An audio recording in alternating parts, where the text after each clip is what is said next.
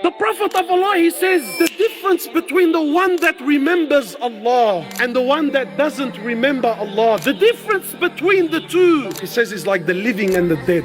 This is the difference. You know, Khalid bin Walid, one of the greats, one of the absolute mamas of our ummah. Khalid bin Walid was an absolute wild horse, just an absolute gun. So Khalid bin Walid used to wait for the Muslim army to go to sleep at night. Then on his own, Khalid bin Walid on his own would mount on his horse and go over to the Romans, go over to the enemy on his own to get intel, to suss out the army. What are they doing? What are they planning? So the Muslims used to trip it. They used to say, Khalid, what's wrong with you? You're the Amir, you're going on your own. I mean, at the very least, take some men with you. Maybe something happens to you. You're killed, something happens. He says, didn't you hear the Prophet of Allah say? He said, what can 60,000 dead do to one man that's living?